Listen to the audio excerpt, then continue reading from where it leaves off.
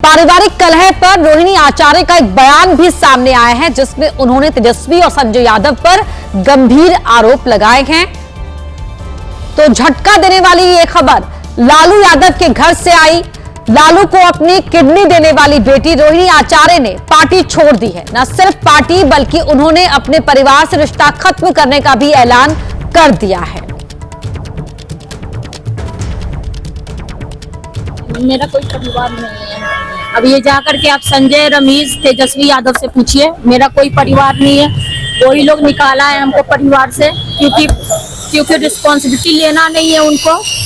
पूरा दुनिया बोल रहा है जो चाणक्य बनेगा, तो चाणक्य से आप सवाल पूछिएगा। जब कार्यकर्ता चाणक्य से सवाल कर रहा है, पूरा देश दुनिया सवाल कर रहा है कि पार्टी का ये ऐसा हाल क्यों हुआ। अब जब संजय और रमेश इन लोग का नाम लीजिए तो आपको घर से निकाल दिया जाएगा, आपको बदनाम किया जाएगा, आपको गाली दिलवाया जाएगा, आपके ऊपर चप्पल उठा करके मारा जाएगा। सवाल यह है कि जिस संजय यादव और रमेश की वजह से रोहिणी आचार्य ने पार्टी छोड़ी, आरजेडी में उनकी हैसियत क्या है। यह तो आपको बता दें कि दोनों कोई नेता नहीं बल्कि तेजस्वी के दोस्त कहे जाते हैं।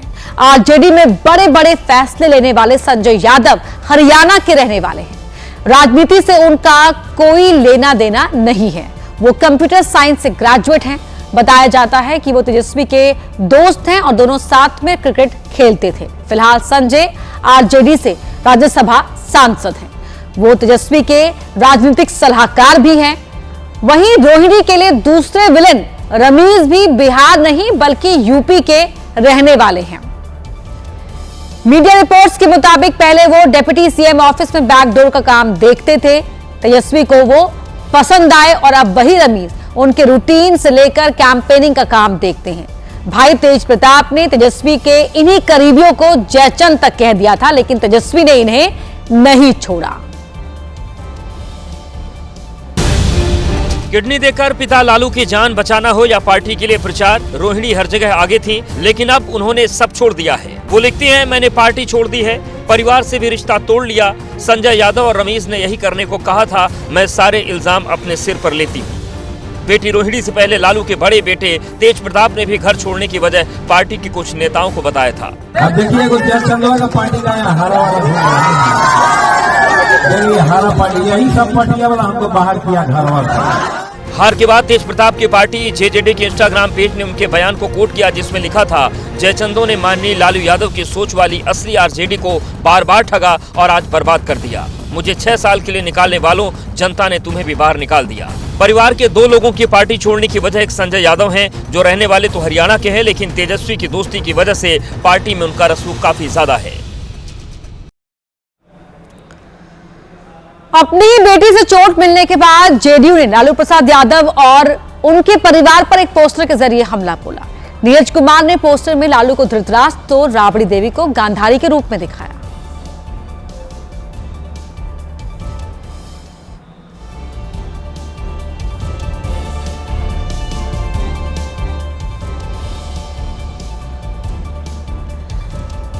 तो ये पोस्टर दिखा रहे हैं नीरज कुमार और उसमें संजय यादव पर भी निशाना साधा गया है और राबड़ी देवी को गांधारी के रूप में दिखाया गया है, तो लालू यादव को धृतराष्ट्र के रूप में दिखाया गया है।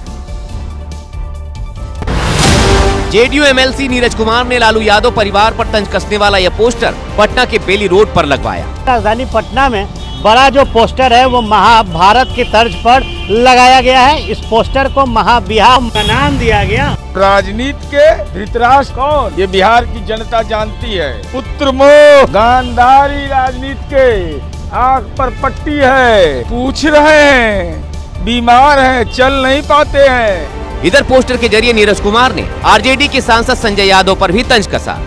संजय देखो तुमको क्या दिख रहा है, तो संजय बोल रहे हैं, महाराज हमको तो हरियाणा का वाला मॉल दिख रहा है। पोस्टर सुर्खियों में छाया तो आरजेडी ने भी पलटवार किया। जनता पोस्टर नहीं देखना चाहती है, वो कुछ भी कर सकते हैं और कुछ भी कह सकते हैं, लेकिन बिहार की जनता जानती है कि बिहार को रसातल में पहुंचाने में किसकी भूमिका रही है। बिहार में प्रचंड जनादेश की सुनामी से पूरा विपक्षी खेमा धराशायी हो गया। इससे पहले बिहार में आरजेडी की बुरी हार के बाद टिकट न मिलने पर कुर्ता फाड़कर राबड़ी देवी के आवास के बाहर चीख चीख कर रोने वाले आरजेडी के नेता मदन प्रसाद का वीडियो एक बार फिर वायरल हो रहा है। सरकार नहीं बनेगा इसका कि 25 को बस्ती बन जाएगा लालू तेजस्वी यादव, क्यों कि बहुत घमंडी है। अरे भेंट नहीं करता है लोगों से। गंभीर आरोप लगाते हुए अचानक जमीन पर गिरकर आरजेडी नेता जब जमीन पर चीखने लगे तो वहां खलबली मच गई। अरे 2 दिन से खाना नहीं खाए। फूट फूट कर रोते हुए मदन शाह ने आरजेडी पर टिकट बेचने का आरोप लगाया। संजय यादव टिकट बेचा है, हमका बोला कि 2 करोड़ 70 लाख दो। टिकट कटने से मदन प्रसाद सदमे में आ गए थे और तभी उन्होंने आरजेडी की हार की बड़ी भविष्यवाणी कर दी। सरकार नहीं बनेगा इसका कि 25 को बस्ती बन जाएगा लालू तेजस्वी यादव, क्यों कि बहुत घमंडी है। अरे भेंट नहीं करता है लोगों से। 19 अक्टूबर को मदन प्रसाद ने रोते रोते जो बात कही थी अब वो सच हो गया है। ऐसे में सोशल मीडिया पर लोग कह रहे हैं कि आरजेडी को शायद मदन प्रसाद का श्राप लग गया। प्रधानमंत्री नरेंद्र मोदी गुजरात के सूरत में पहुंचे थे। इस दौरान उन्होंने एक बार फिर बिहार चुनाव में हुई ऐतिहासिक जीत का जिक्र किया। पीएम मोदी ने कहा कि यदि वो आज बिहार की जनता से मिले बिना सूरत छोड़ देते तो सफर अधूरा रह जाता।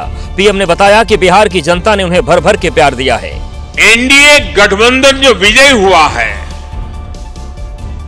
और महागठबंधन जो पराजित हुआ है, उस दोनों के बीच में 10% जितने वोट का फर्क है। 10%।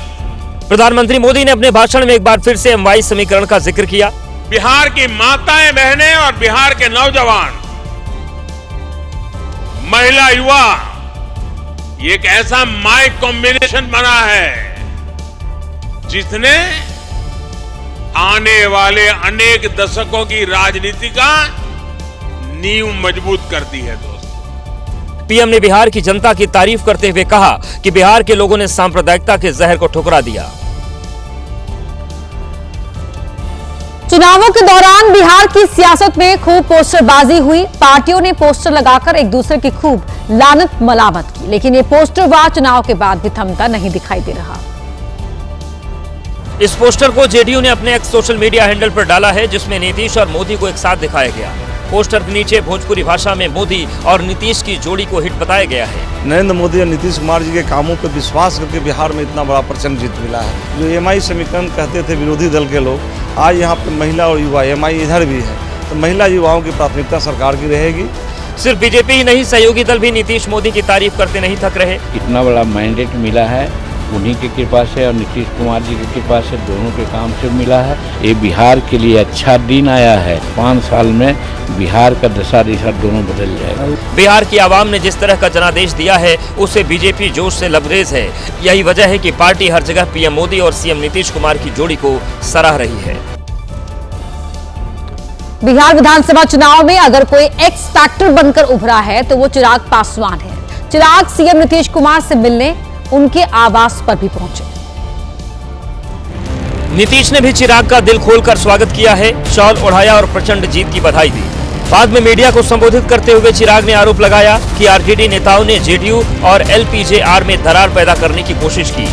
उन्होंने खासतौर पर ये नैरेटिव सेट करना शुरू किया कि 2020 में चिराग पासवान ने खेल किया था जदयू के साथ और 2025 में ये खेल जदयू ने कर दिया चिराग पासवान के साथ। चिराग पासवान ने यह भी दावा किया कि आरजेडी को उसका अहंकार ही ले डूबा, लेकिन नतीजों के साथ चिराग ने साबित कर दिया कि बीजेपी नेतृत्व ने उन पर भरोसा करके एकदम सही दांव खेला था। तमाम दावों और चैलेंज के बाद भी प्रशांत किशोर की पार्टी जनसुराज इस बार एक भी सीट नहीं जीत पाई। अब हार के बाद जेडीयू को 25 सीटें जीतने का चैलेंज देने वाले प्रशांत किशोर से सवाल पूछे जा रहे हैं। चुनाव से पहले प्रशांत किशोर ने कहा था कि जेडीयू अगर 25 सीटें भी जीत गई तो वो राजनीति छोड़ देगी। नहीं आएगा, आप चिंता मत कीजिए। जैसे भाजपा को बंगाल में 100 सीट नहीं आया और हमको संन्यास नहीं लेना पड़ा, वैसे जदयू को बिहार में 25 सीट नहीं आएगा। 25 तो क्या, नीतीश कुमार की जेडीयू अब प्रशांत किशोर की भविष्यवाणी से 3 गुना से भी ज्यादा सीटें जीत गई। जेडीयू की बम्पर जीत के बाद जनसुराज को जवाब देते नहीं बन रहा। आप वो तिथि याद कीजिए जब प्रशांत जी ने कहा था कि 25 सीटें नहीं आएंगी तो छोड़ देंगे। उसके बाद तो जब पूरा चुनाव प्रभावित होगा तो वो 25 सीटें बढ़ेंगी।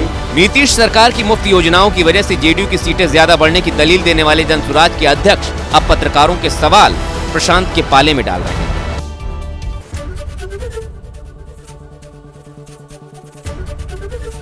एबीपी गंगा, खबर आपकी, जुबान आपकी।